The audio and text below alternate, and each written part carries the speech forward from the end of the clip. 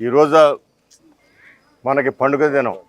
43 వసంతాలు పూర్తి చేసుకుని 44 సంవత్సరంలో అడుగుపడిన తెలుగుదేశం పార్టీ, ఆ రోజు నందమూరి తారక రామారావు గారు స్థాపించిన తెలుగుదేశం పార్టీ, ఆ తర్వాత ఇప్పటి వరకు తెలుగుదేశం పార్టీ జెండాన్ని రెపరెపలాడించిన నారా చంద్రబాబు నాయుడు గారికి, వాళ్ళ నాయకత్వాలకి మనస్ఫూర్తిగా నమస్కారాలు తెలియజేస్తూ, తెలుగుదేశం పార్టీ అనేకమైన విప్లవాత్మకమైన నిర్ణయాలు చేయడం జరిగింది. ఆ రోజు నందమూరి తారక రామారావు వెనకబడిన వర్గాలకు అధికారం, మహిళలకి సమాన హక్కులు, రాజకీయంగా కూడా మహిళలు ఎంతో ప్రోత్సహించిన వ్యక్తి నందమూరి తారక రామారావు గారు.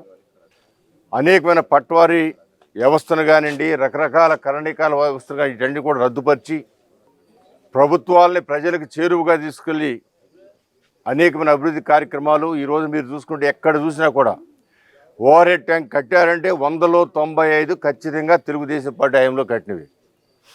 పోలీస్ స్టేషన్ నిర్మాణం చేశారు అంటే 100లో 95 తెలుగుదేశం పార్టీ. మండల ఆఫీసులు కూర్చున్నాం, ఎండిఓ ఆఫీసులు చూసుకున్నాం.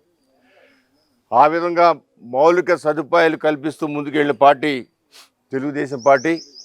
అలాంటి పార్టీలో కార్యకర్తలుగా మనందరం పనిచేయటం మన అదృష్టంగా భావిస్తూ, ఈ పార్టీకి నాయకులు కాదు కార్యకర్తలే అండని చెప్పి నమ్మేవాళ్ళు నేను ఒకనని మీ అందరికి మనవి చేస్తాను.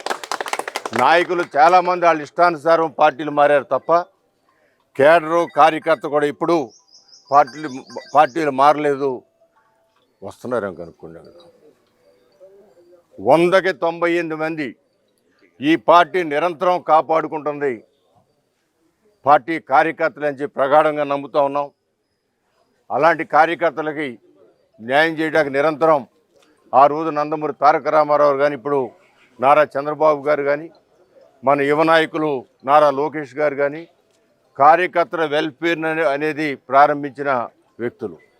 అందువలన వారి నాయకత్వాన్ని బలపరుస్తూ కార్యకర్తగా మన ధర్మంగా మన పార్టీ ప్రాణం ఉన్నంత వరకు ఈ పార్టీని ముందుకు తీసుకెళ్ళడానికి, ఆ పార్టీ కోసమే పనిచేద్దామని మరొకసారి తెలియజేస్తూ, మరొకసారి అందరికీ తెలుగుదేశం పార్టీ కుటుంబ సభ్యులకే కాదు, తెలుగుదేశం పార్టీ ఇవాళ లబ్ధి పొందిన అనేక మంది ప్రజానీకానికి ఇది ప్రత్యేకమైన తెలుగుదేశం పార్టీ ఆవిర్భావ శుభాకాంక్షలు తెలియజేస్తూ సెలవు తీసుకుంటాను.